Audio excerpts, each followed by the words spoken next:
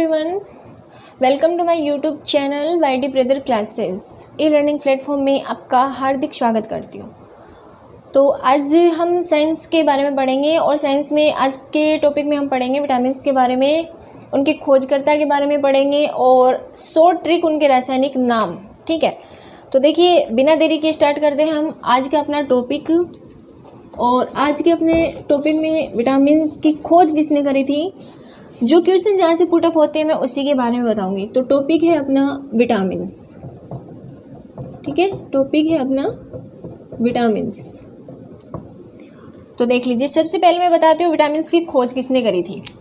तो यहाँ पे मैं खोज लिख रही हूँ। विटामिन्स की जो खोज की थी वो की थी हॉपकिंस ने। किसने करी थी? हॉपकिंस ने करी थी। और कब करी थी? 1881 में करी थी। फिर आता है विटामिन शब्द किसने दिया था। इन्होंने सिर्फ खोज करी थी ना, तो विटामिन शब्द भी तो किसी ने दिया होगा, क्योंकि इन्होंने तो सबसे पहले विटामिन शब्द दिया नहीं था। तो विटामिन शब्द जो दिया था वो फंक ने दिया था। और कब दिया था? 1912 ईस्वी में दिया था। ठीक है, इसके बाद में विटामिन को जो है वो हम कितने भागों में डिवाइड करते हैं। तो देखिए, घुलनशीलता के आधार पर विटामिन को 2 भागों में डिवाइड करते हैं।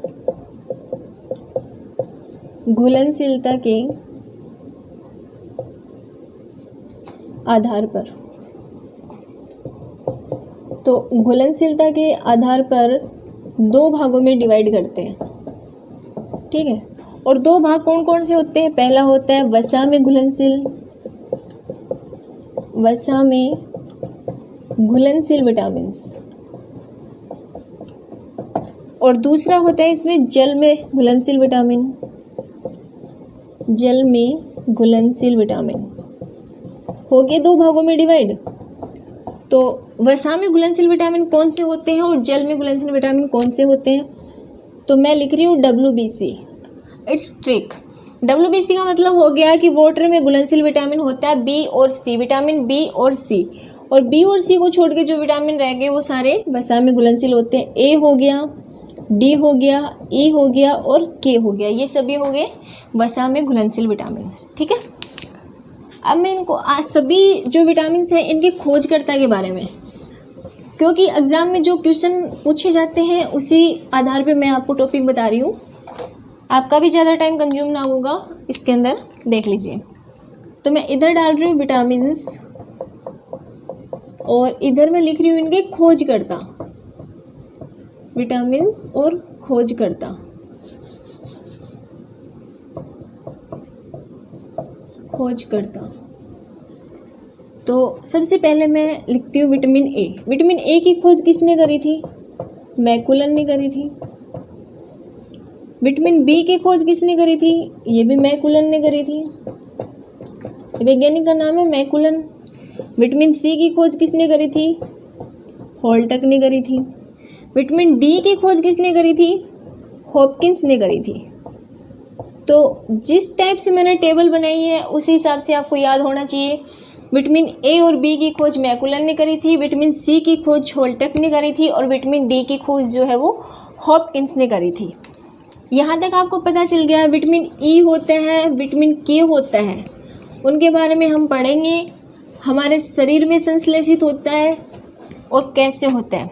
सबसे पहले सभी विटामिन के रासायनिक नाम देख लीजिए। रासायनिक नाम विद ट्रिक। ठीक है, तो मैं इधर लिख रही हूँ रासायनिक नाम,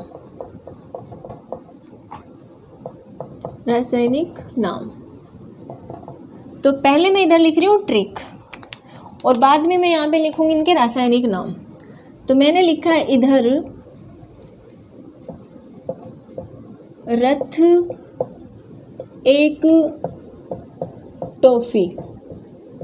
सभी विटामिन्स के रासायनिक नाम आपको इन 4 वर्डों में 6 वर्डों में याद हो जाएंगे, और वो जैसे मैं रिपीट कर रही हूँ, जैसे मैं लिख रही हूँ वैसे ही आपको करना है।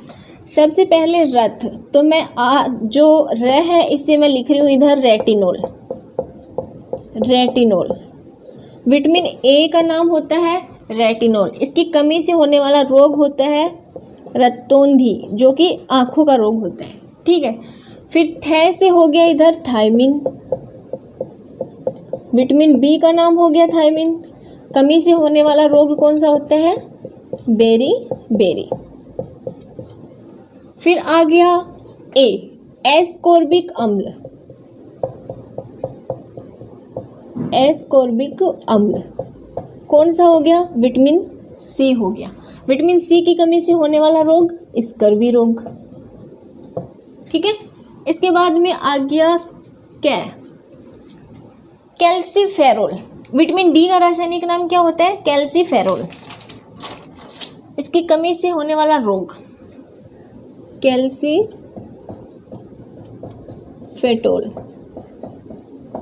कैल्सीफेटोल इसकी कमी से होने, विटामिन डी का रासायनिक नाम है, कमी से होने वाला रोग हो गया इधर रिकेटस।